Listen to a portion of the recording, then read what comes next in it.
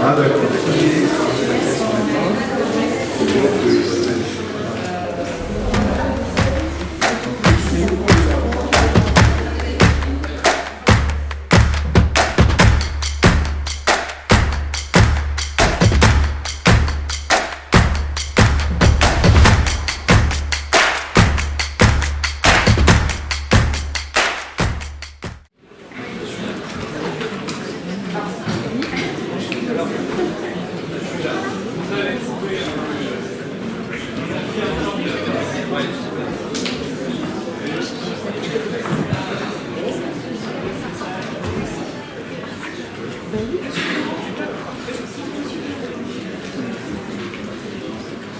Monsieur Béraud.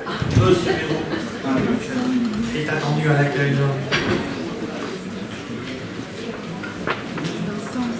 Bon.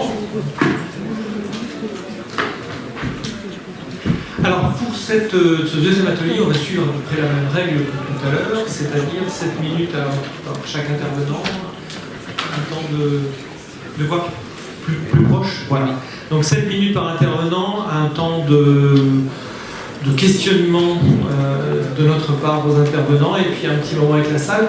Peut-être, si vous l'acceptez, je voudrais cadrer le temps d'une manière assez, peut-être plus rigoureuse, en vous donnant un top au bout de 5 minutes. Quand vous avez parlé 5 minutes, je vous dis, reste 2 minutes. D'accord? Ça vous va comme ça? Alors ça ne veut pas dire que vous avez que 2 minutes, mais ça veut dire qu'il faut commencer à penser à atterrir, hein, si vous le voulez bien. Voilà. Est-ce qu'on peut reprendre? Faire un petit chrono, parce que sinon... Chrono, voilà. Bon...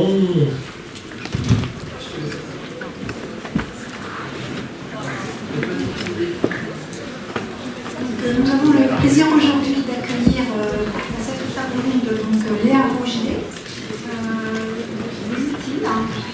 Yvan Béraud, DRH à la Poste, Soumia Malimbaud, présidente de la commission formation synthèque et numérique, Benjamin Marteau, directeur du PIX, et Franck Mougin, DRH de Vinci, qui vont partager avec nous leur position, leurs avis sur comment engager les entreprises à intégrer la certification de compétences dans leur processus RH pour favoriser les mobilités et les transitions professionnelles. Et nous serons deux à surveiller le temps. Donc, Madame Rougier, c'est à vous. Bonjour à tous, merci pour l'accueil. Je travaille chez LinkedIn en tant que directrice de compte. Plus précisément, je suis en charge de la commercialisation de notre solution de formation en ligne LinkedIn Learning. LinkedIn, c'est le réseau social professionnel le plus étendu au monde, avec plus de 630 millions de membres et plus de 2 membres nouveaux qui se rajoutent chaque seconde. Et en France, nous avons aujourd'hui plus de 18 millions de membres sur les presque 30 millions d'actifs. Pour comprendre l'intérêt qu'a LinkedIn sur le sujet qui nous amène aujourd'hui, il faut commencer par bien comprendre quelle est la vision de LinkedIn et sa mission. Donc la vision de LinkedIn, c'est de pouvoir créer une opportunité économique pour tous les membres de la population active. Et la mission de LinkedIn, donc le moyen pour réaliser cette vision, c'est de connecter les professionnels du monde entier pour les rendre plus productifs, plus efficaces. Pour réaliser cette vision et cette mission, LinkedIn a mis en place le graphe économique. Qu'est-ce que c'est? Il s'agit en réalité d'une carte digitale de l'économie dans le monde. C'est-à-dire que vous allez retrouver sur cette carte les professionnels, je parlais à l'instant de 630 millions de membres. Vous allez retrouver aussi les entreprises, plus de 30 millions d'entreprises. Vous allez retrouver aussi les offres d'emploi qui sont mises en avant par ces entreprises, plus de 20 millions d'offres. Vous allez retrouver aussi du contenu professionnel partagé par les membres, partagé par les entreprises. C'est la première plateforme de contenu professionnel. Et vous allez retrouver aussi des ONG, vous allez retrouver des écoles, des universités, plus de 90 000 écoles. Et vous allez retrouver aussi des compétences. Ces compétences, on les obtient depuis le profil des membres, mais aussi depuis les offres d'emploi qui constituent en elles-mêmes de vrais référentiels de compétences. Donc, LinkedIn regroupe le plus grand nombre de données sur ces éléments-là. Et pour aller plus loin, ce qu'il faut bien comprendre, c'est que ces données, elles sont vivantes. Donc cela nous permet, en temps réel, d'analyser les mouvements, le développement de ces données. Par exemple, d'un point de vue de l'emploi, on va pouvoir observer quels sont les postes qui sont présents, quels sont ceux qui sont le plus à pourvoir. D'un point de vue compétences, pour vraiment s'attacher aux compétences aujourd'hui, nous allons pouvoir observer quelles sont les compétences existantes, quelles sont les compétences qui sont les plus utilisées, quelles sont celles qui sont les plus en demande, quelles sont celles qui sont nouvelles et qui apparaissent sur le marché, et ceci en fonction de métiers, secteurs et géographie donnée. Donc on va pouvoir recroiser toutes ces données, ce qui est très important parce que ça va nous permettre de comprendre quelles sont les compétences clés aujourd'hui pour permettre aux professionnels d'avoir une opportunité économique.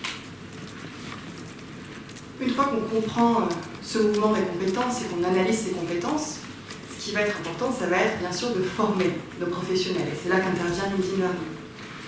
Donc, au niveau de LinkedIn Learning, nous produisons des cours en ligne. Nous avons une très grande capacité de production, des studios en Europe, des studios aux États-Unis. Nous emmenons des experts dans un domaine qui vont également avoir une capacité de restitution pédagogique et que nous emmenons en tournage. Donc, pour vous donner une petite idée, pour 1 à 2 heures de cours, derrière il y a en réalité 2 à 3 jours de tournage avec un travail en amont, un travail aussi de post-production. Donc nous allons produire au minimum chaque semaine plus de 40 nouveaux cours. Aujourd'hui, il y a plus de 14 000 cours qui sont disponibles sur LinkedIn Learning et nous travaillons dans 7 langues différentes. Alors, ce qu'il faut voir aussi au niveau de LinkedIn Learning, c'est qu'on s'est adapté au comportement de l'apprenant. On a observé quelle était l'attitude de l'apprenant moderne, qui passe beaucoup de temps en ligne, beaucoup de temps à regarder des vidéos, mais à son rythme, qui aime se connecter en tout temps, qui ait un accès à Internet ou non. Donc on s'est adapté et on a créé une plateforme avec des cours à la demande. Une fois les cours complétés et les formations complétées et les compétences acquises, nous délivrons aussi des badges numériques, comme on en parlait tout à l'heure, qui vont être ensuite mis en avant sur LinkedIn par les professionnels. L'intérêt, c'est qu'ils puissent mettre en avant leurs compétences, au même titre que l'éducation, que l'expérience. Et d'ailleurs, il y a tout à fait la possibilité de mettre en avant tout type de badges numériques qui proviennent d'autres organismes de formation, bien entendu. Donc, c'est important parce que LinkedIn, c'est l'un des sites les plus consultés quotidiennement en France sur des millions et des millions de sites. Donc ça permet vraiment aux professionnels de pouvoir mettre en avant son expertise. Et donc engager les entreprises à intégrer la reconnaissance des compétences dans leur processus RH, c'est une action que nous encourageons et à laquelle nous participons complètement de par notre ADN numérique, mais aussi de par notre vision d'entreprise. Donc les entreprises qui travaillent avec nous vont pouvoir former leurs professionnels sur des compétences clés, tant pour l'avenir de l'entreprise que pour l'employabilité des professionnels. Les recruteurs aussi, qui sourcent leurs candidats sur LinkedIn, savent observer un profil, savent prendre en considération les compétences au même titre que l'éducation et que l'expérience. Et on est de même pour un client potentiel qui va aller observer le profil d'un professionnel avec lequel il sera amené à travailler. Il pourra aussi observer les compétences acquises, en plus des autres éléments qui sont sur le profil. Je vous remercie. Gagnez 30 secondes.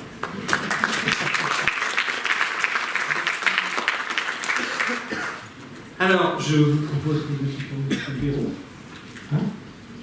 Oui, bonjour. Je vais essayer de me tenir également dans les 7 minutes. Je vais vous parler moins au nom de la Poste que depuis la Poste, où je suis chef de projet RH. Donc la Poste, c'est une entreprise. Chacun d'entre vous, malheureusement, pour des facteurs, envoie des mails au lieu d'envoyer des cartes postales cet été pendant les vacances. Donc évidemment, la Poste est contrainte par l'évolution du numérique à une transformation profonde et peut-être, mais c'est aussi l'enjeu de ce colloque, que le numérique peut l'aider à transformer et son offre et les compétences de ses salariés. La maison mère, c'est 210 000 salariés pour les fonctionnaires, pour donner leurs demandeurs. C'est 13 000 promotions, dont 12 000 pour les maîtrises et les personnels d'exécution, puisqu'on est centré quand même aujourd'hui, si j'ai bien compris, moins sur les cadres et plus sur les salariés que je vais qualifier de standard, en mode habituel, la vraie vie, quoi. On a 137 000 agents formés, dont 98 000 dans la maîtrise de l'exécution. Je donne ces chiffres-là parce que ça donne tout de suite, quand on est à la poste, le problème des enjeux, et j'y viendrai tout à l'heure sur la question de la certification des compétences. On a également, l'année dernière, 5 000 alternants, un peu en faiblesse, je pense que ça a remonté cette année, dont une majorité de futurs facteurs et de futurs conseillers clientèle. Donc voilà pour donner d'où est-ce qu'on regarde les affaires. Ensuite, qu'est-ce qu'on fait aujourd'hui en matière de compétences pour accompagner les agents dans leur évolution? Alors, on a un certain nombre de parcours. Alors, on a des parcours notamment avec Simplon, on a parlé des conférences de ce matin, donc nous on est plutôt en cheville avec Simplon, autour des métiers de concepteurs-développeurs, autour de la cybersécurité, c'est un enjeu assez fort, je ne cache pas qu'il y a quelques entreprises qui ont quelques soucis, et autour de développeurs web.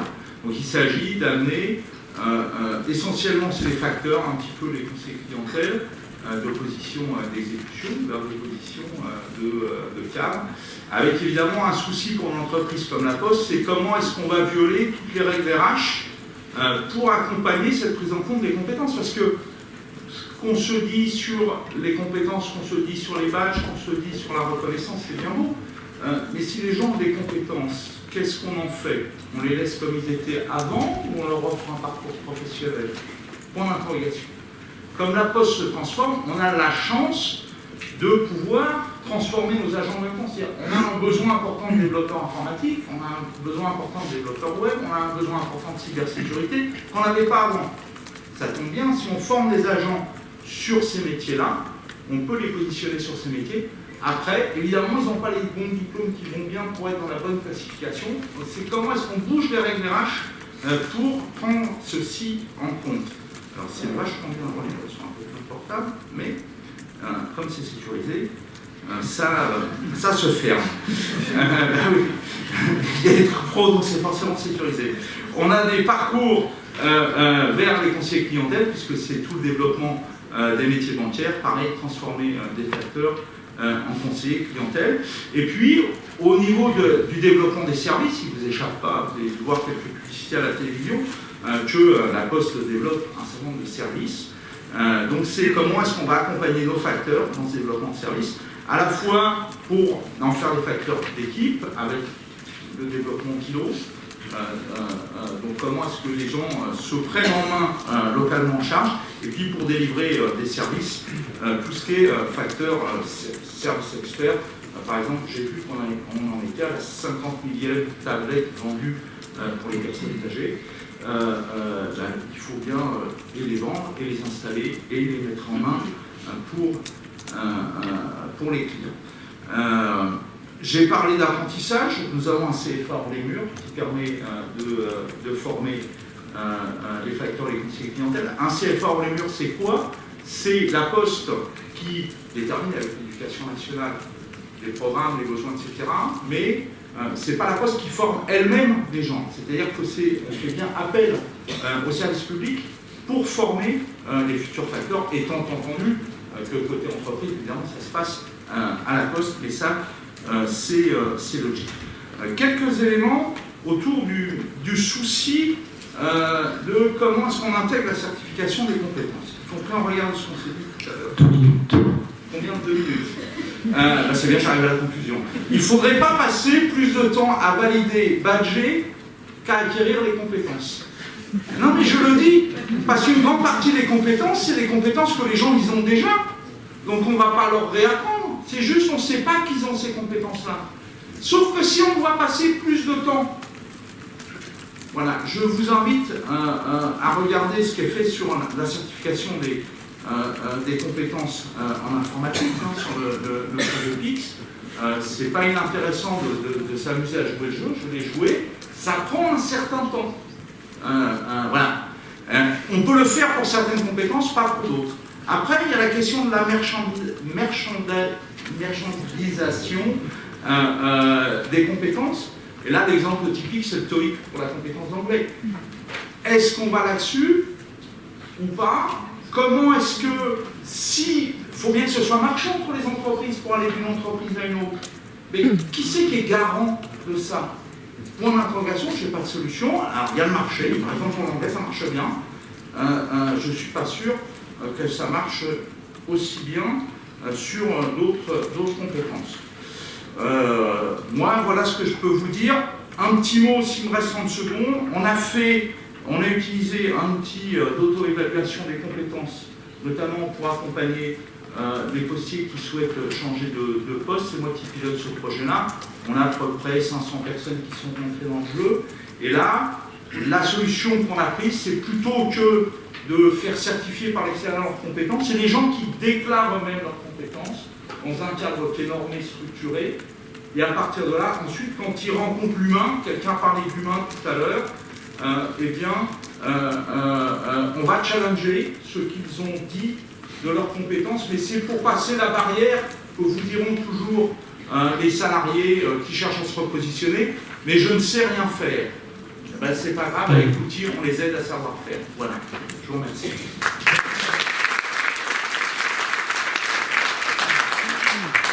Bravo pour le timing en tout cas. Donc Madame Malinboum, c'est à vous. Oui, bonjour à toutes et à tous. Donc, moi je suis Sonia Malinboum, je suis directrice associée d'une entreprise de services numériques qui s'appelle Kelus, qui accompagne la transformation numérique des grandes entreprises. Et puis je préside la commission formation d'un syndicat, le Syntec numérique, qui aujourd'hui est composé d'environ 2000 entreprises, représente un peu moins de 500 000 salariés. Et effectivement, le sujet de la formation, de la certification et de l'employabilité est un enjeu majeur. C'est même un enjeu stratégique dans nos organisations et je pense que ça doit aussi l'être pour l'ensemble des secteurs d'activité, car nous sommes en train de rentrer dans un nouveau paradigme où les métiers, les formations, les modes de travail sont totalement bousculés et il faut revoir tous ces enjeux à l'aune, bien sûr, de cette réforme, puisque c'est un premier pas, cette réforme sur la liberté de son avenir professionnel est une première brique.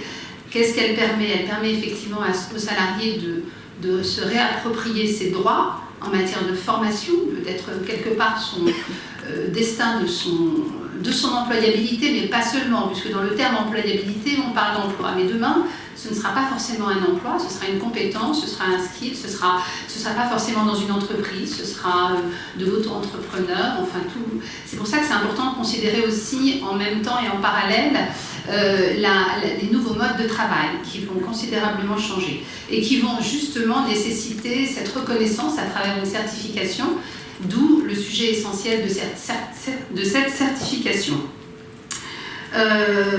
Donc, les entreprises, cette loi avenir professionnel, elle renforce effectivement un investissement des entreprises dans les compétences et dans leurs salariés. Le secteur du numérique est nativement, j'ai envie de dire, une entreprise apprenante, puisque nous certifions depuis très longtemps et nous avons des badges numériques, notamment dans le secteur des éditeurs, je pense à IBM ou Microsoft, qui certifient comme le monde anglo-saxon depuis très longtemps des certifications en interne dans l'entreprise, donc avec une reconnaissance qui même dépasse l'entreprise, puisque vis-à-vis même des clients, aujourd'hui cette reconnaissance existe. Alors vous allez me dire, c'est IBM et Microsoft, c'est vrai, mais l'idée demain, c'est de pouvoir aussi avoir cette reconnaissance d'une certaine certification, avec évidemment des processus que l'on connaît, puisque aujourd'hui France Compétences est cet organisme qui va justement à travers sa commission certification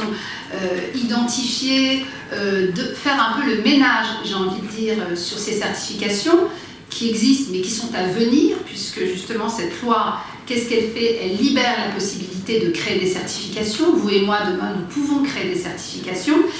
toute la difficulté, c'est de garder quand même un cadre, une certaine normalisation de cette certification, notamment avec le RNCP et puis le répertoire spécifique qui existe et qui est un peu, c'est le droit de passage de cette certification pour être reconnu et permettre aux salariés de revendiquer cette certification et effectivement derrière de monnayer cette certification, parce que tout ça c'est pour donner de l'employabilité, mais c'est pour permettre aussi aux collaborateurs peut-être de valoriser sa rémunération, de valoriser son travail, de valoriser ses conditions de travail, de permettre une plus grande agilité, une plus grande mobilité. C'est ça qu'il faut aussi imaginer. La certification, c'est quelque chose qui va permettre, c'est un passeport en fait, c'est un passeport qui va permettre de bouger, d'aller et de venir d'une entreprise à une autre, surtout que les entreprises vont considérablement se réorganiser, et vous le savez, vont se séparer ou vont reskiller ou vont mettre en place des rémunérations pour les personnes qui vont être déclassées et licenciées, celles qui ne seront pas reformées. Donc l'enjeu de la formation, c'est effectivement de repositionner face aux nouveaux enjeux, aux nouveaux métiers, mais aussi aux métiers d'aujourd'hui, et de certifier. Donc qu'est-ce que nous avons fait, nous ? Comme je vous le dis, ça fait partie de notre culture. Donc aujourd'hui, nous, on a des CQP qui nous permettent de certifier des formations dans les organisations. Nous sommes, notamment au niveau de la branche, parce que je pense que les entreprises, elles peuvent faire beaucoup de choses, mais la réforme de la formation et ces nouveaux OPCO, les opérateurs de compétences, nous avons créé Atlas.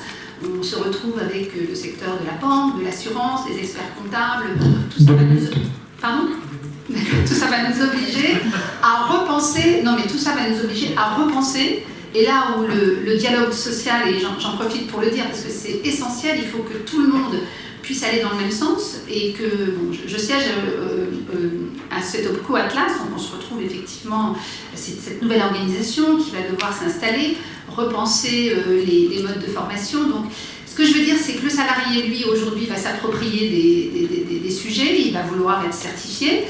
Il faut qu'en face, ce mammouth, cette approche un peu administrative, et notamment aussi le RNCP, la complication de certifier aujourd'hui. D'ailleurs, on voit émerger des experts en ingénierie de certification, donc là aussi, c'est un sujet. Et je voudrais parler des PME, puisque dans le cadre du Syntec, 70% des entreprises ont moins de 50 salariés. Comment allons-nous faire aussi pour aider les PME à obtenir cette certification? Donc il va falloir simplifier, rendre plus lisible et permettre une vraie, employabilité au sens pratico-pratique de l'ensemble des salariés, avec un sujet aussi d'équité et d'égalité de traitement. Je vous remercie.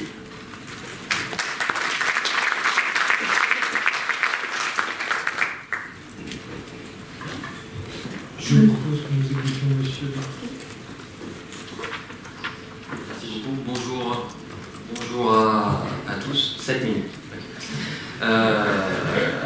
Bon, je présente un tout petit peu PIX parce que j'imagine qu'à côté de La Poste, Vinci, LinkedIn, Syntec Numérique, tout le monde n'est pas forcément encore gros, ça va peut-être évoluer.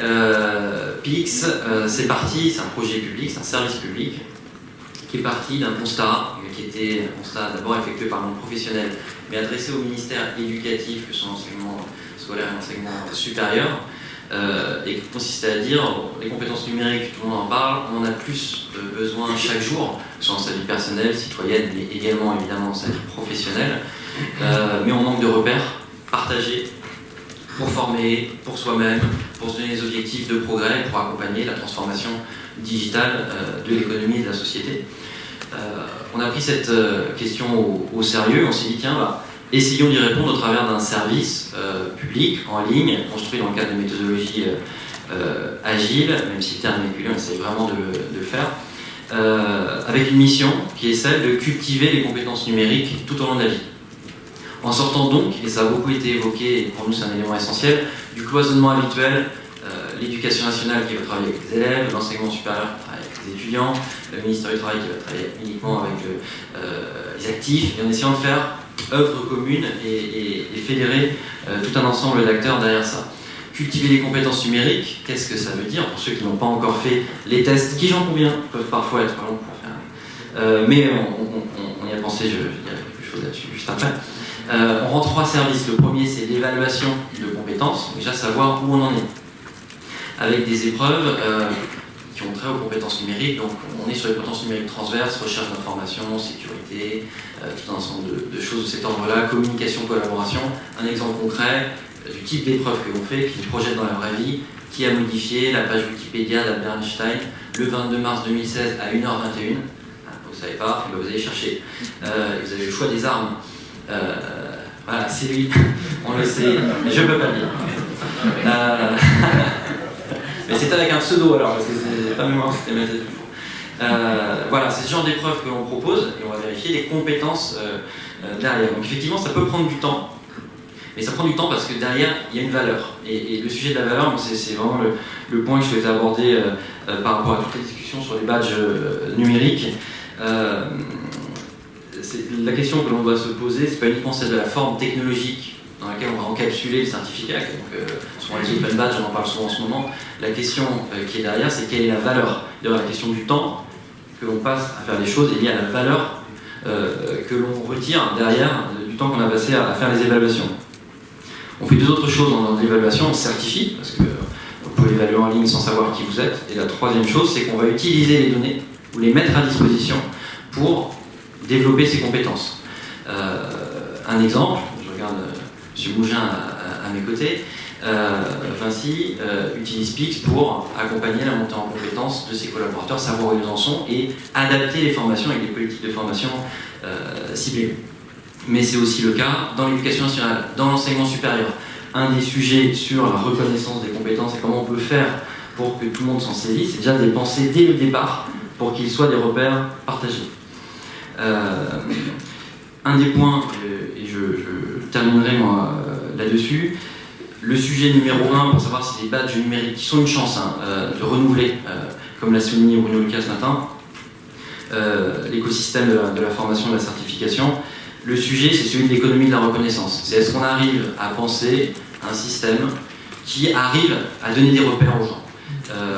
Parce qu'on peut avoir des badges gamifiants, et il le faut, parce que c'est très important, et on le voit, et nous-mêmes on le fait dans Pix. Mais si on veut derrière que les gens se repèrent et de la mobilité professionnelle, qu'on puisse l'utiliser par exemple dans des promotions ou dans des évolutions de carrière, il faut que la donnée soit bonne. C'est celui de la qualité des données. On a du big data, mais il faut de la qualité à côté, parce que sinon on ne peut rien en faire. Et le sujet, à mon sens, c'est d'arriver à cumuler des reconnaissances qui soient pas que administratives, il la faut, mais ça ne peut pas être une reconnaissance administrative, top-down, institutionnelle. Il faut aussi une reconnaissance par l'usage, une reconnaissance par les pairs, et quelquefois aussi quand même une reconnaissance scientifique de la qualité des évaluations qui sont faites. Parce que sinon, on a un papier, mais c'est comme le papier monnaie, ça a été évoqué d'ailleurs en creux ce matin. Le papier monnaie, on peut mettre plein de billets, mais s'ils ne sont pas reconnus, on ne va pas en faire derrière suffisamment de choses par rapport au temps qu'on y passe. Ouais. 2 minutes. 2 minutes ? Ah bah 2 minutes, j'en profite pour revenir sur le temps. Sur le temps, effectivement, l'évaluation, quand elle a de la valeur, elle nécessite du temps. On peut très bien dire, et ce serait plus facile d'ailleurs de dire, bah écoutez, on peut faire des choses qui sont extrêmement rapides. En réalité, c'est très difficile de savoir, on est d'accord, c'est très difficile de donner une information fiable.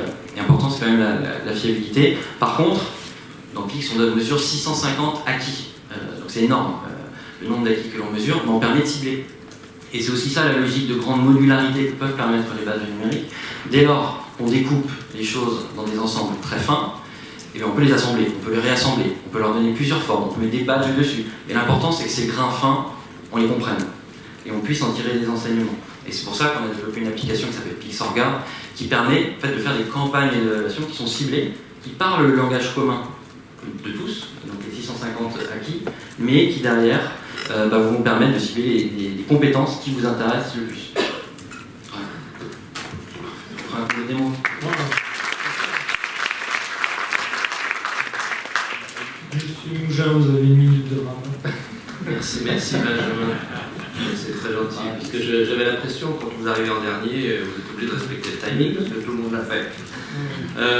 En fait, chez Vinci, on considérait que le numérique, c'était pas pour nous, parce que dans des métiers traditionnels, comme construire des ouvrages, des objets, on pouvait se dire que le temps que le numérique arrivait, on savait que ça arriverait chez nous, mais que ça prendrait du temps, et en fait, pas du tout.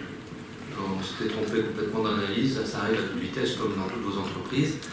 Et donc, ça nous a questionné énormément, parce que l'entreprise qui fait 220 000 salariés dans 120 pays, qui fait 360 000 chantiers par an, a besoin d'une grande agilité. Plus nous avançons, plus les ouvrages que nous faisons sont complexes et techniques, et donc plus le niveau de compétence de nos salariés doit être à un niveau avec des évolutions qui sont toujours plus rapides. Et donc, on s'est posé le sujet de la compétence dans un schéma qui était extrêmement traditionnel, puisque quand vous regardez les conventions collectives, qui sont l'œuvre de l'histoire, on parle de classification, on parle assez peu de compétences, certaines commencent à y arriver, et surtout, c'est ancré dans la tête de nos salariés. On a des classifs, et par rapport à un classif, on exerce un métier, et donc il y a tout un chemin à parcourir. Le numérique nous a percuté comme tout le monde, parce que la notion du savoir, elle se démocratise énormément, et donc on voit que ça a moins de valeur, et que ce qui va compter, c'est un mélange de savoir-faire, un mélange de capacité et un mélange d'expérience. Et c'est ça qu'on a essayé de capter dans le groupe au travers de plusieurs mécanismes. Le premier, je voudrais revenir sur les modalités d'apprentissage. Aujourd'hui, si vous voulez apprendre à faire une banche pour faire un voilage pour la tour que vous voulez construire dans votre jardin, vous allez voir, il y a des tutos, il y a des milliers de tutos qui existent. Et ce qui est très intéressant, c'est que le numérique se rapproche du geste et de l'apprentissage du geste.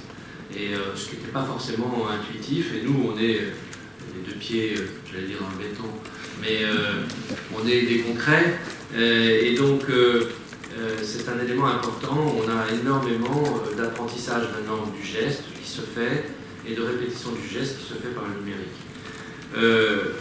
Au-delà de ces tutos, bien évidemment, la réalité virtuelle est importante. Par exemple, on intervient sur les centrales nucléaires, on est le premier intervenant, et bien la répétition du geste dans un environnement donné va être importante. Donc là, la réalité virtuelle nous amène énormément de choses, et la question qui se posait pour nous, c'est comment est-ce qu'on va capter l'acquisition de la compétence dans un environnement donné. À ce titre, si ça vous intéresse, allez voir la formation de la New York Police Department sur la projection de situation dans un hall en réalité virtuelle. C'est assez impressionnant. Mais donc on voit que ces éléments de réalité virtuelle participent désormais beaucoup à la formation de nos équipes. Deuxième élément que je voulais souligner, c'est le fait que la formation, pour nous, l'acquisition de compétences, elle doit se faire en situation de travail. Et donc, prendre un opérateur qui travaille sur la future tour éclat de la Défense, de le sortir en formation pour 3 jours ou une semaine, de le ramener en formation, ne fonctionne de moins en moins. D'abord parce que les rythmes de travail ne le permettent de moins en moins, et ensuite parce que maintenant on a la capacité de pousser les contenus sur le lieu de travail. Et donc la question que nous nous sommes posée, c'est comment est-ce qu'on organise le travail pour permettre à un opérateur de s'arrêter, de regarder son smartphone, de consulter un tuto, de regarder si le geste est bon, ou alors d'utiliser sa tablette pour regarder en réalité virtuelle si la cloison qu'il a posée est au bon endroit, si les réservations sont faites correctement, voire échanger avec son collègue si lui a la compétence pour savoir comment est-ce qu'il peut le transférer. Donc on voit que ça touche profondément les organisations du travail, et quand vous faites ça, naturellement, eh bien, il faut expliquer au chef que oui, c'est possible, parce que les managers se disent mais non, je sers à quoi, puisque finalement il ne me pose plus la question, il va poser la question à son voisin qu'il connaît mieux et en qui il a confiance. Donc c'est un vrai changement chez nous, ce qui fait qu'en ce moment on doit avoir 60 expérimentations formation en situation de travail, de manière à regarder comment est-ce qu'on peut permettre à nos opérateurs d'acquérir plus rapidement et de manière beaucoup plus flexible les compétences dont ils ont besoin. Le troisième point que je voulais soulever, c'est la notion de l'évaluation des compétences, c'est absolument clé. Alors, j'ai mon voisin Pix, nous on a décidé d'aller sur Pix. Ce qui est très intéressant, c'est qu'en plus le produit s'adapte à l'entreprise. C'est-à-dire que par exemple, nous on a un parcours pour nos cols bleus où on va vérifier qu'ils ont un niveau de compétences numériques de niveau 3e. Donc voilà, comme ça on aura une base de départ, mais on se rend compte que beaucoup sont très au-delà et personne ne le savait, ou personne ne voulait le voir. Moi je vais sur un chantier, les opérateurs utilisent WhatsApp parce qu'ils ont très très vite compris que si un outil est au 2e étage de la tour et qu'il travaille au 25e étage, il vaut mieux faire un WhatsApp pour savoir s'il y est bien plutôt que de descendre, surtout si l'ascenseur est en panne. Ensuite, nous avons travaillé toujours dans l'évaluation sur le sujet de comment est-ce que je passe du métier à la compétence. Et donc, on a, avec un petit groupe de travail à la fois interne chez nous et avec l'ENS, travaillé sur rentrer tous les référentiels de métiers qui existent, le ROB, le RNCP, les référentiels européens, mais également toutes les annonces qui sont publiées sur LinkedIn, etc., parce que tout ça, c'est le révélateur de demandes de métiers, mais qui traduisent des compétences. Et donc, on a mis au point des algos qui nous permettent de transcrire très rapidement un métier en compétences attendues. Alors, il y a des compétences métiers, il y a des capacités organisationnelles, des capacités relationnelles. On a modélisé ça avec des universitaires, donc a priori, ça fonctionne très bien. Et donc, ça nous permet maintenant de très rapidement adapter notre force de travail aux métiers qui sont demandés, aux métiers qui évoluent par, on a parlé de granulométrie tout à l'heure, en descendant la granulométrie à la compétence. Et là, le sujet du rivage est toujours complexe. Mais si je prends un exemple, si je cherche un soudeur, si vous regardez toutes les annonces de soudeurs dans le monde, et les contextes dans lesquels, c'est presque, j'ai plus qu'une minute, mais non, mais c'est maintenant je suis à la minute de Benjamin. Et donc, eh bien, vous regardez que l'expression des compétences demandées, il y a des compétences de noyau et des compétences périphériques, et si vous voulez trouver la bonne ressource, eh bien, il faut articuler tout ça. Et cet algo qu'on a mis au point nous permet, qui s'appelle SkillPulse, nous permet de le faire facilement. Et pour conclure, on permet à l'opérateur de déclarer ses compétences de manière relativement simple. Et l'algo fait ce qu'on fait beaucoup d'ailleurs, fait un matching en disant à l'opérateur, ben voilà, tu as 80% des compétences du métier que tu veux appliquer, parce qu'il a vu que en géolocalisant les emplois, près de chez lui, il y a un métier pour lequel il pourrait prétendre. Et on est capable de pousser maintenant soit des tutos, soit des contenus de formation pour compléter le niveau de compétence pour tenir le métier donné. Ce qui est très intéressant parce que ça décloisonne les métiers. Comme nous, on a du mal à tirer de la main-d'œuvre sur nos chantiers, eh bien, il y a plein de gens qui ont les compétences et qui ne le savent pas. Merci beaucoup.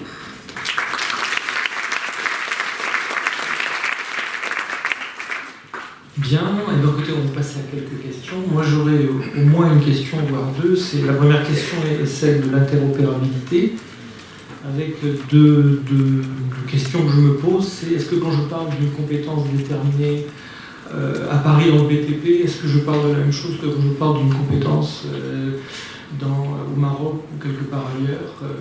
Comment je peux être sûr que c'est la même chose? Derrière ça, il y a une autre question qui, pour moi, me semble essentielle, c'est est-ce que c'est possible de construire un langage commun, une sorte d'espéranto de la compétence qui pourrait permettre d'être sûr qu'on parle de la même chose? J'ai que 7 minutes.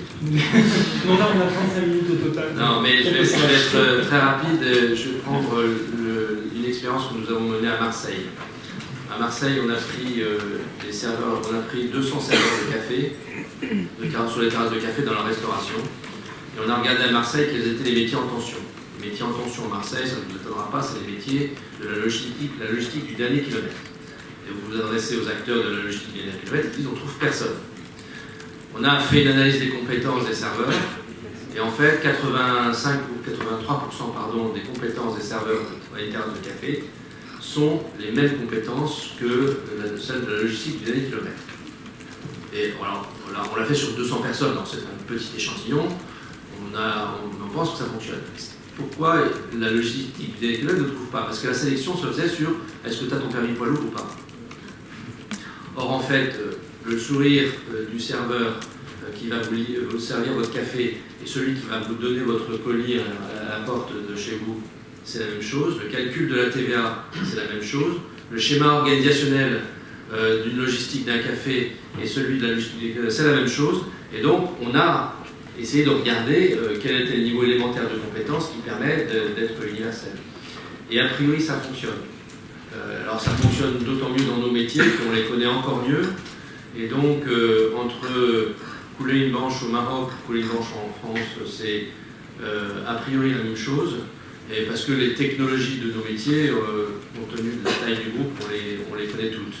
Donc oui, mais nous on veut aller au-delà du métier. Parce qu'on pense que ça c'est un vrai frein à la mobilité. D'autres réactions à ça? Je serais peut-être un peu moins optimiste.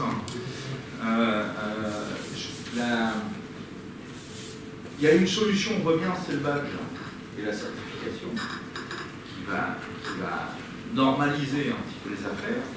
Je parle près du micro. La vraie question, c'est la question de la cartographie. C'est-à-dire que chaque entreprise ou chaque branche ou chaque région va cartographier les compétences en fonction de son sujet. Quand vous avez une carte, si vous conduisez une voiture, vous avez une carte pour conduire une voiture. Si vous vous promenez à pied, vous n'avez pas tout à fait la même carte. Parce que ce n'est pas votre même problème. Et si vous faites de la plongée sous-marine, vous allez vous intéresser à ce qui se passe dans la mer, ce qui ne vous intéresse pas quand vous êtes en voiture. Sur les compétences, c'est un peu la même chose, notamment sur les compétences que vous allez observer, sur la finesse de ce que vous allez observer. Et donc, il y a une vraie difficulté. Sans compter que sur certaines compétences, eh bien, il y a des faux amis. Et donc, on va dire, par exemple sur l'informatique, que 2 personnes sont compétentes en informatique, mais peut-être que le programmeur et l'assistant, ce n'est pas tout à fait le même type de compétences dont on va parler. Voilà. Pour aller dans le sens de ce que vous venez d'indiquer, alors, personnellement, je suis convaincu qu'il est possible de trouver un langage commun, au moins sur certaines compétences, et notamment sur les compétences que je connais un peu plus, qui sont les compétences numériques. Par contre, ce langage commun, il doit forcément être écrit dans un langage très très très fin. Informatique, effectivement, bon, impossible de dire qu'il y a une équivalence entre quelque chose. Recherche d'information, c'est encore difficile. Par contre, si on est en train de se dire savoir faire une requête en utilisant des opérateurs booléens, on peut commencer à avoir un certain nombre de choses qui sont comparables et sur lesquelles on peut capitaliser. Par contre, c'est un grain très fin. Traiter des données de manière générale, c'est compliqué. Par contre, quand on va à un grain beaucoup plus fin de savoir si vous savez faire telle et telle manipulation, telle et telle dans un tableur ou dans un outil de big data, on peut le savoir ça et on peut le comparer. Mais ça demande un effort de cartographie qui est immense et qui est nécessairement collaboratif parce qu'on a tous une vue sur ce qui est important, ce qui ne l'est pas. Et c'est pour ça qu'une des propositions qui était dans le livret, je crois que c'est Wikiskills, je trouve hyper intéressante, qui peut être alimentée d'ailleurs pour partie des données de chez vous. Sans ça, on n'arrivera pas à se parler. Et si on n'arrive pas à se parler, le fait qu'on mette des badges on n'arrivera pas à rien en faire, si ce n'est à motiver ce qui est déjà important en soi, ou à gamifier.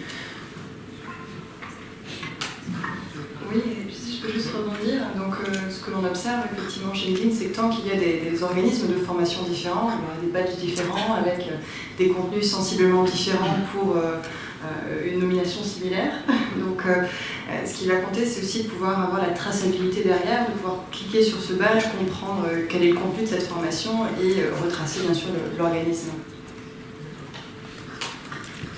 Une question sur comment peut-on inciter les entreprises à reconnaître et certifier les compétences de leurs collaborateurs? Est-ce qu'il y a besoin d'un système un peu contraignant? Est-ce qu'il y a des solutions pour la particularité des PME, TPE et peut-être pour les travailleurs indépendants?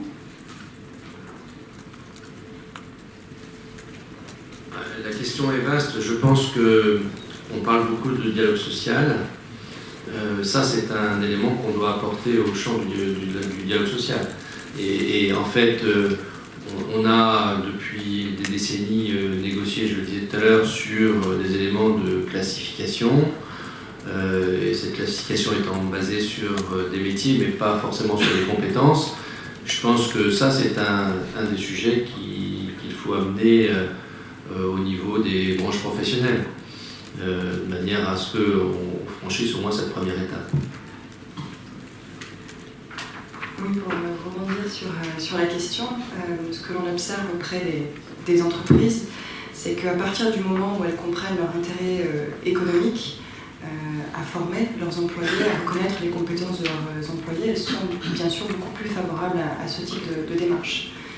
Et donc c'est vrai qu'ils sont multiples, qu'il s'agisse de capitaliser sur sa force de travail en formant ses employés, développer du bien-être aussi dans son entreprise, puisque à partir du moment où le salarié peut se former, eh bien son environnement est plus intéressant. Également, ça va permettre de réduire l'attrition dans l'entreprise et ça va permettre aussi de nourrir une marque employeur pour attirer de nouveaux talents. Donc ça, c'est un aspect qui est important et qui participe de cette reconnaissance des compétences. Oui, comme je le disais, enfin en tous les cas dans le secteur du numérique, c'est un véritable enjeu stratégique, bien sûr pour attirer, puisqu'aujourd'hui on a un véritable problème de pouvoir attirer les talents qui, alors qu'on les forme très bien en France par exemple, on voit bien que beaucoup partent à l'étranger, donc ça c'est un véritable sujet. Par ailleurs, de les retenir, parce qu'on est quand même dans des secteurs d'activité où la technologie a une durée de vie, j'ai envie de dire, entre 18 et 24 mois, donc il y a cette appétence à apprendre et justement la course à la certification technologique aussi, qui elle pour le coup est totalement universelle. Je vous parlais d'IBM ou Microsoft, c'est une certification qui dépasse toutes les frontières et qui a son propre langage et son propre référentiel. Et puis, je pense qu'aujourd'hui, le collaborateur est au centre de tous les enjeux. C'est pas l'entreprise qui doit répondre à des enjeux économiques, comme vous disiez, mais je pense que le collaborateur et le phénomène des millennials, qu'on veuille le définir ou pas, mais c'est une réalité. En fait, cette jeunesse aujourd'hui qui n'a plus du tout la manière de travailler et de penser de sa génération précédente, qui n'a pas forcément envie d'avoir une carrière dans la même entreprise, qui n'a pas peur aussi de bouger, qui a une appétence en termes de mobilité, d'expérience, et pour qui la rémunération n'est pas le seul critère, effectivement, donner du sens, et d'ailleurs la France est en tête avec cette raison d'être et cette loi Pacte qui vient d'être installée, donc qui vient d'être mise qui est appliquée en France. Donc je pense que le donner du sens et le fait effectivement de se former et d'avoir des formations un peu au fil de l'eau et pas forcément en termes d'évolution hiérarchique, on n'est plus dans une approche où on veut avoir une multitude d'expériences, on veut vivre des expériences professionnelles, ça passe par la formation, mais ça passe aussi par la certification, mais ce que je voulais dire, c'est qu'on peut se certifier sans se former. C'est-à-dire que le processus, il faut décorréler le processus de formation par rapport au processus de certification. Et effectivement, les outils qui ont libéré quelque part cette envie d'apprendre et de comprendre et de redevenir un peu maître de son avenir professionnel, je pense que c'est très bien. Et ça redonne une place aux collaborateurs dans les organisations qui est extrêmement importante. Merci. Peut-être une dernière question, peut-être un peu impertinente avant de passer je vous passerai la parole après. Souvent, ce qui est intéressant dans les processus innovants, c'est de savoir quand est-ce qu'on touche la limite. Est-ce qu'il y a un moment où vous avez l'impression de ne pas y arriver, vous êtes planté, ou ça ne tenait pas aux espoirs, et qu'est-ce que ça vous a donné comme information? S'il n'y en a pas, tant mieux. Mais quand vous avez rencontré une difficulté, qu'est-ce que ça vous a appris?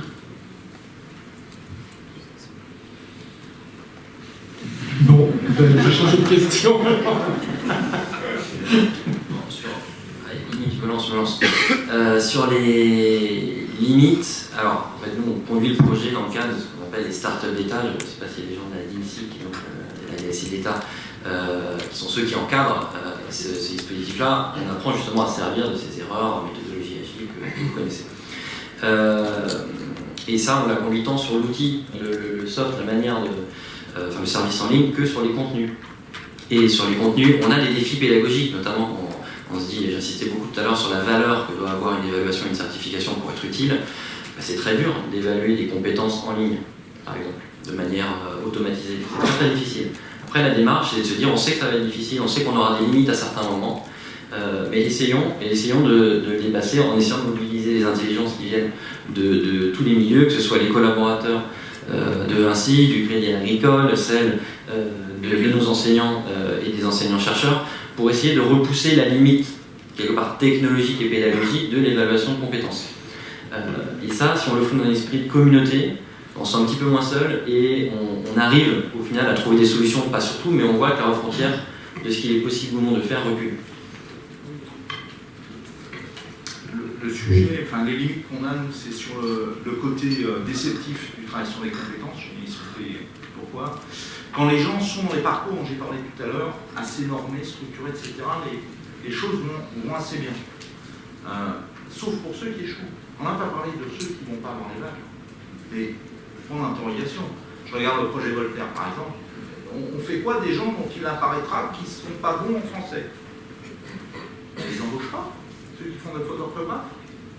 Je ne sais pas, c'est une question. Donc il y a ce sujet déceptif-là. Nous, on a des mécaniques de promotion. Il y a des paquets de gens qui échouent à ces promotions. Donc ça, c'est le premier côté déceptif. Le deuxième côté déceptif, par exemple, dans l'expérimentation d'autodéclaration des compétences, c'est que les gens, ils accumulent des compétences, ils attendraient que la machine leur donne automatiquement derrière un emploi. On a la même situation chez les vendeurs d'emploi. C'est un vrai sujet, ça. J'ai fait l'effort d'eux, et pourquoi l'emploi il vient pas? J'ai traversé la rue et l'emploi n'est toujours pas là. Non mais en vrai, c'est pas qu'une boutade. Et vous avez la même chose du côté entreprise, du côté des managers. Je cherche un juriste en droit du commerce international qui sache parler de chinois. Merde, il n'y a que moi à qui je vais filer mon boulot. C'est une vraie histoire. Pas sur ces compétences-là, mais sur des compétences techniques pointues. C'est-à-dire que les gens, les managers, ils ont un projet à staffer, donc ils cherchent dans l'outil de compétences les gens qui ont les compétences, et le mouton à 5 pattes, ils ne le trouvent pas. Mais ils ne le trouvent pas plus par nos emprunts internes ou externes, mais c'est le même sujet. Et c'est très déceptif, parce qu'ils disent, ton outil il est sympa, mais si moi je ne peux rien en faire, parce que le tout venant, entre guillemets, voilà, celui qui a le permis de conduire, j'ai trouvé celui qui a le permis de conduire, c'est pas un sujet. Le sujet, c'est sur les comptes. Voilà, c'est sur ces méthodes. Donc là, il y a une déception. Peut-être des questions dans la salle? Oui, t'ajoutes.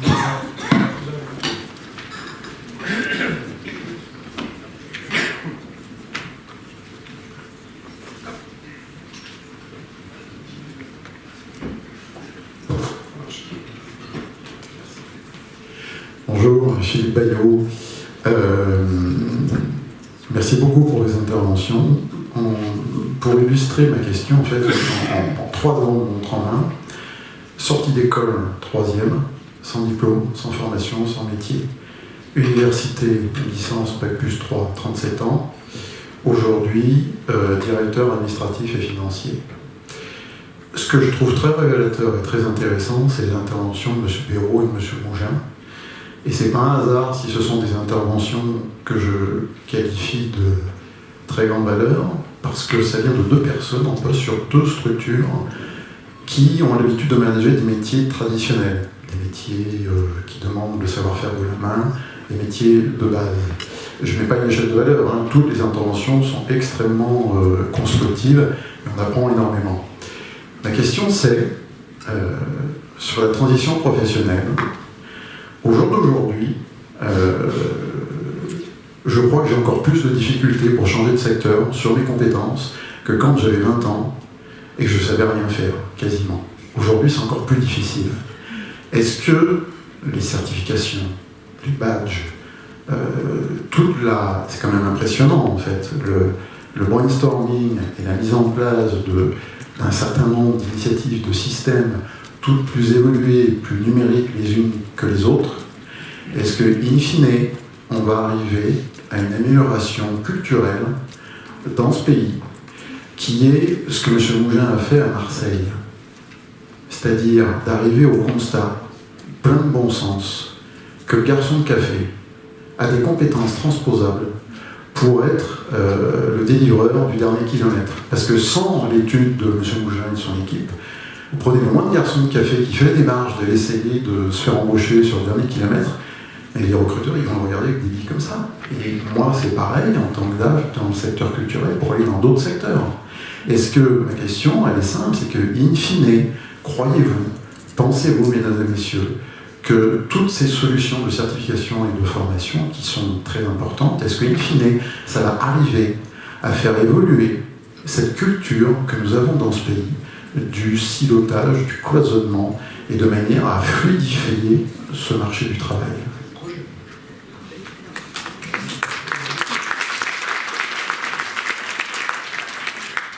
Alors, moi je voudrais répondre, je vais être un peu polémique parce que effectivement La Poste et Vinci sont également des grands donneurs d'ordre des entreprises de services numériques et des entreprises que je représente, puisque nous sommes des fournisseurs auprès de grandes directions informatiques. Il faut savoir que ces grandes entreprises aujourd'hui, globalement, elles achètent plus qu'elles ne recrutent. C'est-à-dire que globalement, si on regarde Vinci ou La Poste, il y a des grands plans de recrutement, on est d'accord, vous recrutez beaucoup, mais il y a énormément de sous-traitance et de partenaires avec lesquels vous travaillez, des fournisseurs, et où là, il y a une direction des achats qui a des critères de sélection. Je vais vous donner un exemple. Aujourd'hui, tous nos grands donneurs d'ordre veulent des ingénieurs. Il y a des critères de sélection dans les directions des achats pour les projets informatiques, numériques, transformation numérique. On ne peut pas être référencé si on ne démontre pas que nos collaborateurs sont ingénieurs de formation. Donc c'est un critère extrêmement disqualifiant.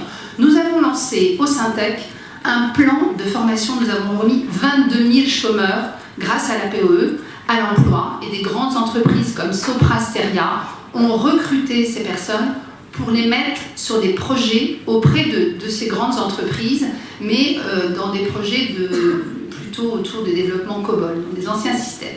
Aujourd'hui, on nous reproche, nous, notre secteur, de ne recruter que des diplômés Bac+4, Bac+5. J'ai envie de dire, ce n'est pas nous. En fait, nous, on est très dépendants des grandes entreprises à qui je voudrais lancer un message. Effectivement, achetez comme vous recrutez quelque part aujourd'hui. Aujourd'hui, vous recrutez des profils, des savoir-être que vous allez former à vos savoir-faire, vous identifiez des peines, des irritants, vous allez travailler.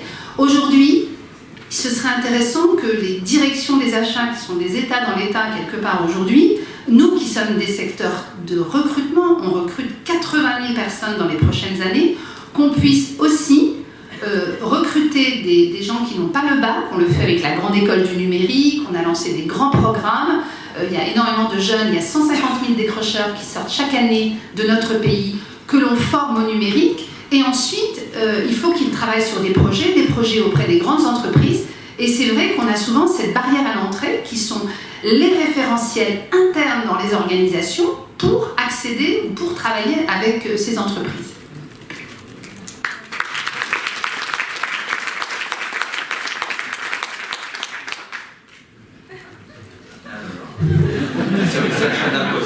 Nous, ça tombe bien, j'espère que je passe pas en vidéo là.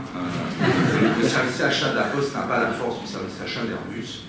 Et à ma connaissance, pour siéger dans quelques commissions d'appel d'offres, on ne regarde pas les qualifications des prestataires. Soit dit en passant, il y a un truc qui s'appelle le délit de marchandage, mais j'ai une vie antérieure. Il y a des choses que j'entends, mais qui sont pas du ressort de l'achat de prestations de services. Pour répondre à la question de monsieur, nous on est relativement tranquille à la Poste par rapport à la question, et c'est vrai, je souhaitais répondre parce que ça pose le vrai sujet. Nous on recrute les gens quand ils sont jeunes et on les amène jusqu'à l'âge de la retraite, et c'est encore valable aujourd'hui. Quand les salariés quittent la Poste, quittent juste derrière l'embauche ou derrière le CDD qui n'est pas renouvelé. Une fois qu'ils sont restés 2-3 ans, en fait, dans les faits, ils restent jusqu'au bout, mais il y a encore un peu plus de 50% des jeunes qui souhaitent ce modèle-là. Donc nous, notre sujet, bien sûr, malheureusement, on a nos silos aussi, et c'est pour ça qu'on organise des parcours, mais notre certification, finalement, elle est interne. Ce qui est reconnu par nous a été débattu en interne. Donc c'est pour ça qu'il y a peut-être, il y a des difficultés, bien sûr, je ne dis pas que tout est facile, mais c'est relativement facilitant. Par contre, le vrai sujet qui est posé, c'est le sujet de comment est-ce qu'on reconnaît entre entreprises, et pire, d'une branche à une autre, la question qui est posée du dernier kilomètre. Quelles sont les compétences qu'on va aller trouver dans d'autres secteurs sur le dernier kilomètre? Ça, c'est un vrai sujet. Et du coup, peut-être qu'on pourrait les poser dans les appels d'offres, quand on recherche des prestataires sur le dernier kilomètre. Voilà. Parce que, la majorité, c'est aussi pour ça que je suis cool sur la prestation à la Poste. Notre sujet à la Poste, c'est moins la prestation informatique et plus la prestation du dernier kilomètre. Une question. Je vais répondre quand même. Non, je vais répondre, je me reconnais pas du tout dans vos propos. Sans doute qu'il y a une partie de vrai, je pense que, d'abord parce que nous n'avons pas de fonction achat centralisée chez Vinci. On achète 35 milliards, il n'y a pas de fonction centrale achat. Pourquoi? C'est interdit. Pourquoi c'est interdit? Parce que nous, on considère qu'il faut favoriser les entrepreneurs. Et si vous avez un patron entrepreneur et que vous lui dites, tu fais tout sauf... alors non, les achats, c'est pas toi, c'est centralisé, le marketing, c'est du groupe, à la plaisir financière, non, tu décides rien. Et du coup, finalement, vous avez des patrons qui sont des faux patrons. Nous, on considère que pour qu'un patron soit un vrai entrepreneur dans le groupe, il faut qu'il ait tous les leviers, et y compris le levier de décider de comment est-ce qu'il répond à ses besoins. C'est la première partie de la réponse. La deuxième partie de la réponse, c'est que quand vous comparez notre modèle, le Vinci, à l'international, eh bien, tout le monde anglo-saxon, dans nos métiers, sous-traite 100% de leur activité. 100%. C'est-à-dire qu'il n'y a pas un entrepreneur international anglo-saxon qui met les pieds sur un chantier au-delà du fait d'aller contrôler ce qui s'y passe.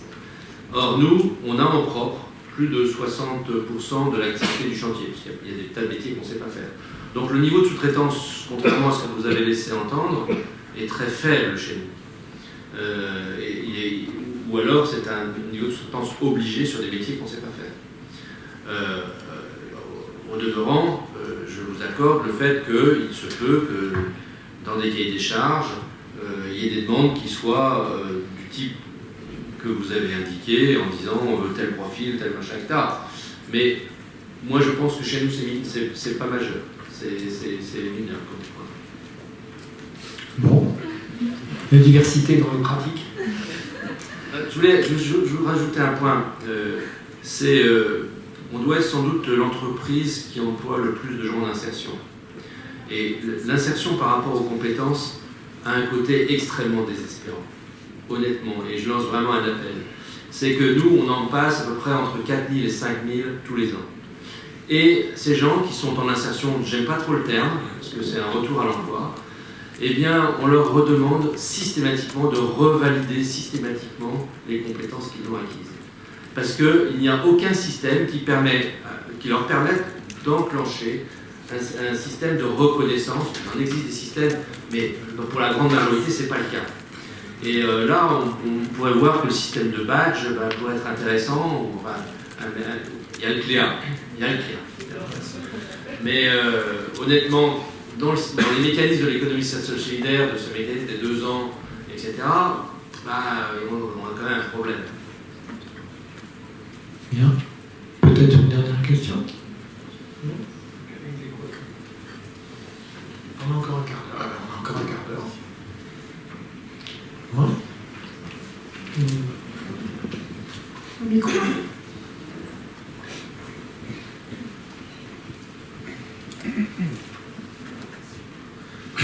Oui, bonjour. Alors, merci pour ces interventions très pertinentes. Je voulais revenir quand même sur ce qu'avait dit Madame Belaïdi Malin-Baum, qui est quand même très intéressant sur la certification professionnelle, pour rendre ces formations certifiantes, c'est un processus qui est en général assez long. Et le CPF, je pense, va dans le bon sens pour financer toutes les formations qui permettent donc une certaine mobilité professionnelle au sein des entreprises et dans le marché du travail.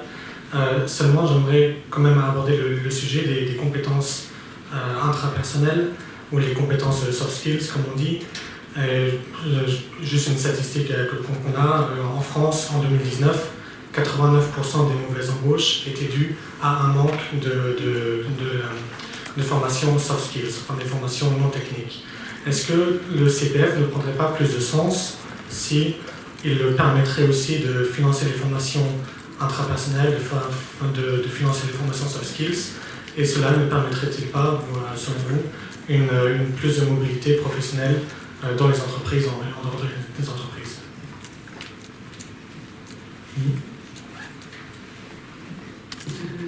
Je vais juste répondre un petit peu.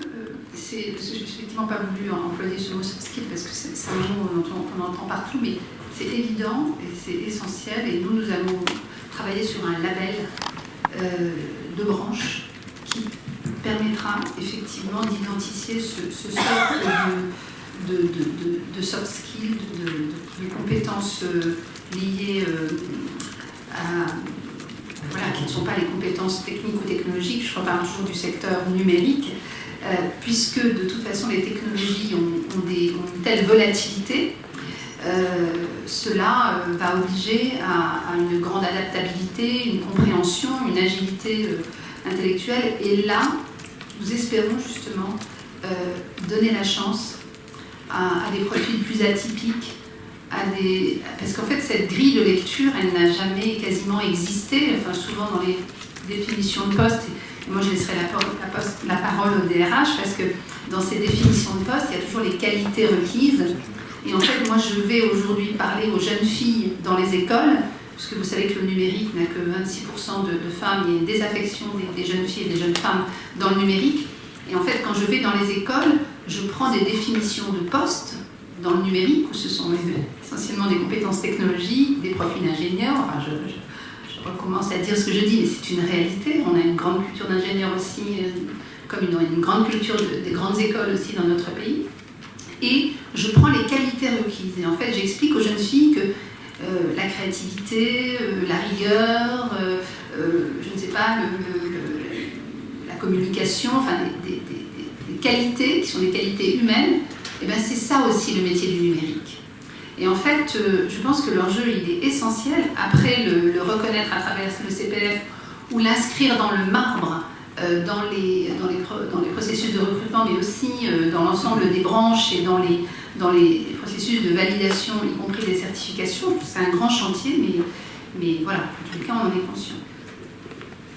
Oui. Quelques éléments de réponse. Alors, je vais être en théorie d'accord avec vous. Alors, le jeu, ça va être la poste. En théorie, d'accord avec vous.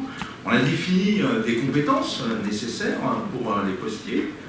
La culture du changement d'innovation, l'orientation client, l'orientation résultat, l'analyse et le discernement, l'agilité, la coopération d'ouverture, l'orientation stratégique.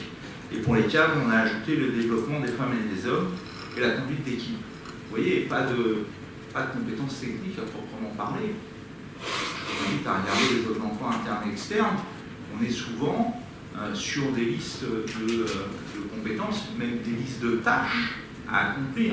Donc il y a une espèce de contradiction entre tout le monde est d'accord pour dire que pour réussir dans un poste, il faut des compétences comportementales et de coopération avec les autres. Qu'on soit un poste haut ou bas dans la hiérarchie, c'est pas le sujet. Et puis dans la vraie vie, quand vous êtes un chef d'équipe et puis vous cherchez quelqu'un pour travailler avec vous, en fait, vous regardez la liste des tâches que faisait la personne qui est partie, et puis vous la reproduisez. Voilà. Donc il y a cette contradiction, et c'est vrai que c'est un débat permanent à avoir entre justement la ligne RH et puis les opérationnels, pour essayer d'entrer en contradiction, si j'ose dire, sur ce sujet-là, pour rappeler aux managers que d'ailleurs peut-être qu'ils s'étaient plaints préalablement de celui qu'ils allaient remplacer parce qu'il n'avait pas telle ou telle compétence comportementale, il n'arrivait pas à la bonne heure, pas avec le bon costume, etc. etc. Voilà. On a cette contradiction. Mais je reviens sur mon sujet favori d'aujourd'hui, c'est comment est-ce qu'on prouve des compétences comportementales. Parce que les compétences techniques, c'était un peu long, mais je l'ai joué, donc en vrai c'est possible. Par contre, les compétences comportementales, moi je ne sais pas quelles questions et quelles expérimentations il faudrait faire. Alors nous on a des sujets avec Pôle emploi pour nous aider à recruter par exemple les facteurs avec un certain nombre de processus, notamment pour éviter les discriminations, de méthodes des habiletés par exemple, pour ne pas la citer, mais c'est pas forcément complètement satisfaisant. Voilà, le recruteur essaie d'inventer des choses, mais c'est une vraie difficulté que de prouver ces compétences comportementales. Et puis, quand vous les avez dans un poste, vous prouvez comment vous les avez dans ce poste. Alors évidemment, sur LinkedIn, vos collègues, vos amis vont certifier. Saint-Exupéry disait, c'est dans le tempête qu'on voit le pilote. C'est-à-dire que je peux parfaitement être déclaratif dans mes compétences, je suis calme, je suis cool comme mec et tout, puis une fois que je suis dans la réalité, je suis exactement le contraire. Donc effectivement, le déclaratif sur les comportements est un très très mauvais indicateur de performance. Oui, je vais rebondir là-dessus. Sur le deep learning, effectivement, vous allez avoir des cours pour vous former sur toutes les compétences métiers, mais aussi de type soft skills. Donc l'intérêt, au-delà de la certification, c'est la possibilité de pouvoir se développer dans ce domaine-là qui effectivement va être de plus en plus important. Suite à une formation, vous avez effectivement une certification du fait de la formation complétée, et ça vous pouvez le mettre en avant. Là vous parlez de recommandations que l'on peut mettre de type déclaratif, c'est encore autre chose. On a encore le temps pour une question. Ah, d'accord.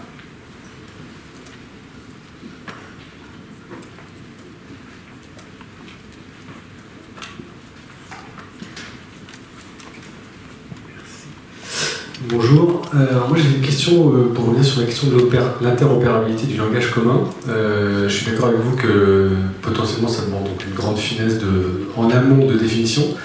Est-ce que vous travaillez sur une approche qui pourrait être un peu à rebours, qui est plutôt, et ça rejoint des problématiques qu'on évoque depuis tout à l'heure, qui est de travailler sur les faits observables, qui permettent potentiellement de caractériser une compétence, et au lieu de définir quelque chose de très fin en amont, de plutôt finalement revenir à la compétence en fonction de choses qu'on observe, qui permettrait aussi de caractériser potentiellement des compétences comportementales en fonction de la façon dont les gens se comportent dans la vraie vie justement. Est-ce que c'est des approches que vous travaillez, déclinez, et si oui, comment ?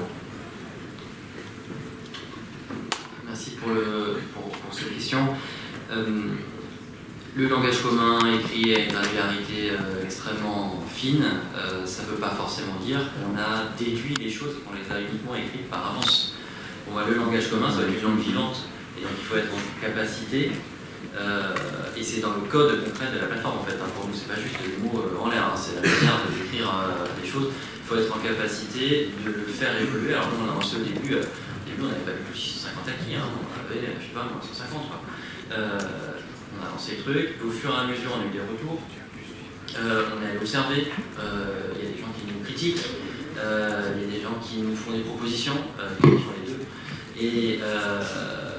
et c'est comme ça qu'on le fait évoluer. On observe aussi si certains acquis en fait étaient séparés, et en fait elles sont les mêmes en réalité qui sont derrière, parce que c'est un troisième acquis qui est derrière.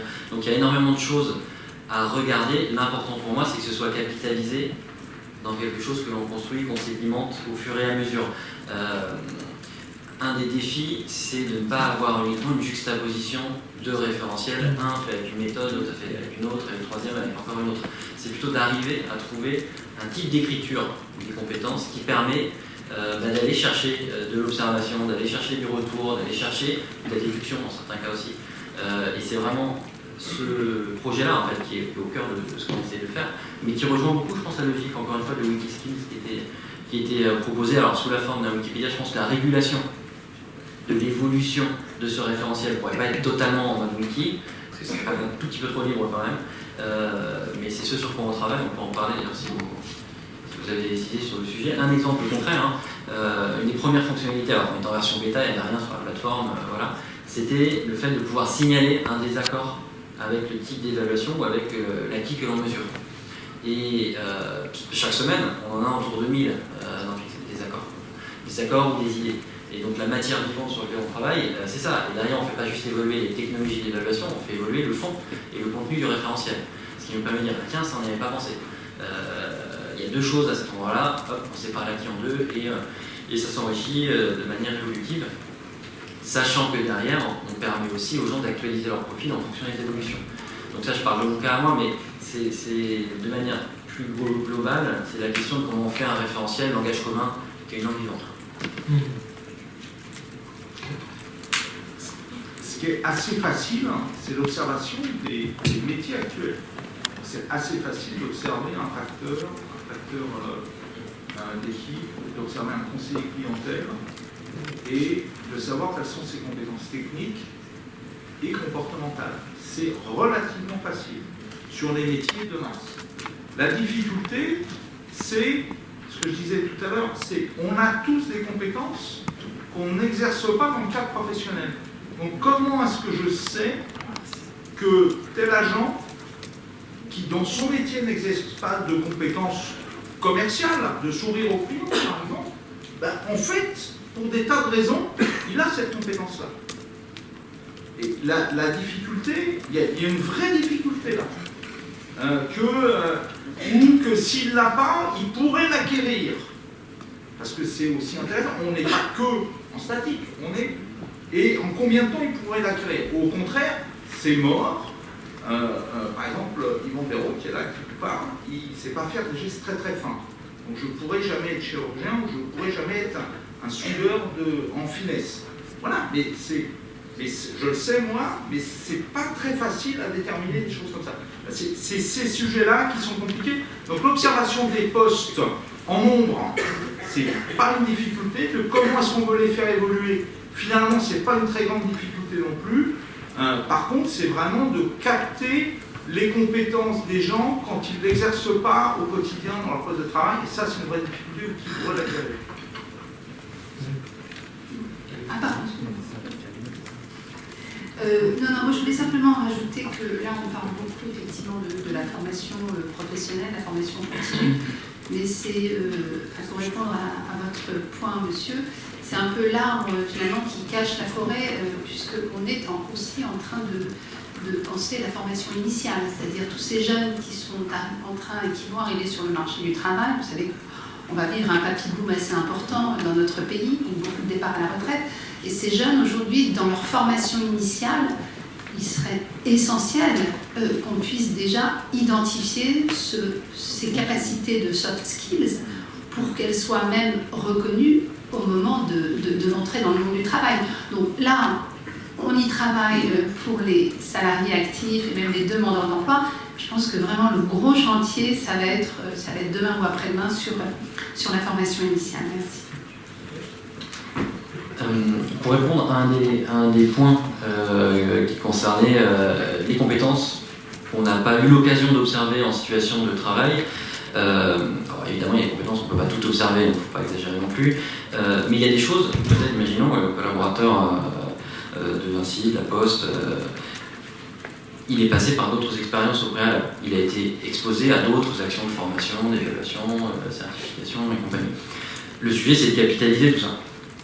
Le sujet, c'est de, au moins les informations qu'on a eues à un moment, ne pas les jeter ou ne pas les méconnaître, en tout cas penser à un système qui permet d'avoir en tête le fait qu'elles existent. C'est là où le CPF est intéressant, parce que le CPF peut jouer ce rôle de capitalisation rattaché à la personne. La personne elle va suivre ces différentes étapes et faire en quelque sorte la couture entre ces différents moments de valorisation de compétences. Donc, on ne peut pas tout couvrir, on a d'ailleurs un temps excessif, mais on peut au moins faire un effort de garder la trace dans un format interprétable de ces acquis, de ces, qui ont été mesurés au préalable. Oui, juste je rajoute un mot puis je vous passe la parole. Derrière ça, il y a une autre question qui est très importante pour moi, c'est que la compétence, elle s'exprime dans un environnement particulier. Il se peut très bien que la personne ait potentiellement une compétence et que l'environnement dans lequel on met ne lui permet pas de l'exprimer. Et donc c'est une des limites de la recherche de cette espèce de mesure, c'est que ça va complètement dépendre du contexte dans lequel je vais avoir à la mettre en œuvre. Et donc, dans la mesure où je ne maîtrise pas le contexte quand je fais ce travail-là, c'est une des limites. Oui, je vous passe la parole. Oui, donc Philippe Petitqueux. Juste pour donner quelques éléments sur les open badges, c'est un sujet encore assez nouveau, donc on a tendance à se représenter les badges comme quelque chose de statique qui est délivré à un moment donné. Or, ce sont des objets dynamiques. Il faut bien comprendre ça.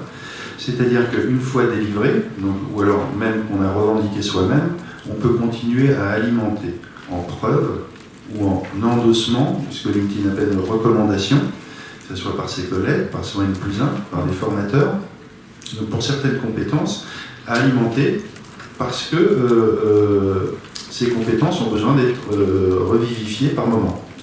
Donc gardez bien en tête que ce sont des objets dynamiques. Donc qu'on peut mettre aussi en place des scénarios de reconnaissance à 360 degrés. Donc si on prend l'exemple de je m'auto-évalue sur Pix, j'obtiens des badges qui reconnaissent un certain niveau, mais l'intérêt de ces badges, c'est pas de les conserver, puisque dans ce domaine, ça évolue on a dit 18 avant 24 mois, mais de permettre à un moment en situation professionnelle, par exemple, de me faire endosser le badge, soit par mes collègues, mes clients, mon N+1, etc. Et donc imaginer ce badge comme un objet dynamique. Deuxième point, juste pour répondre à M. Béraud, vous disiez on ne peut pas savoir quelles sont les autres compétences que pourraient avoir en capacité des collaborateurs. Eh bien peut-être qu'il faut tout simplement leur permettre de les révéler. Ça on peut le faire. Si on permet aux collaborateurs de révéler d'autres compétences que celles liées à leur fiche de poste, eh bien c'est une possibilité de les repérer. Tant qu'on ne les rend pas visibles, on ne peut pas les trouver.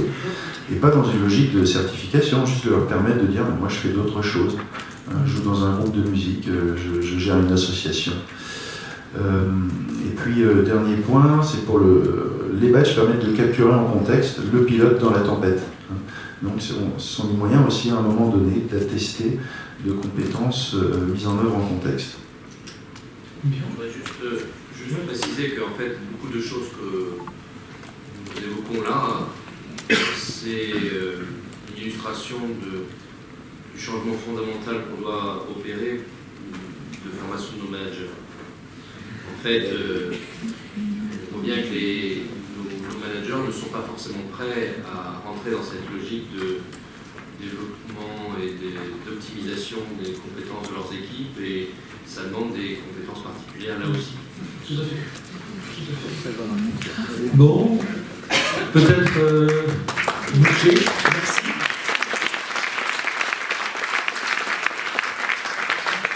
C'était passionnant.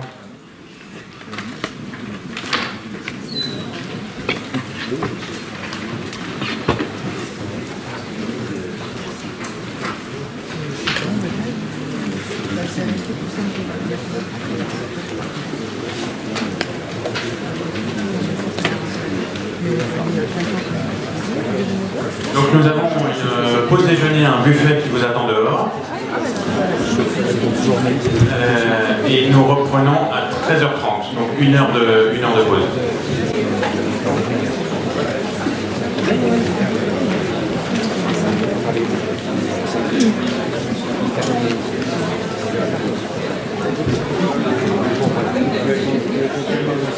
Non, pas les prix.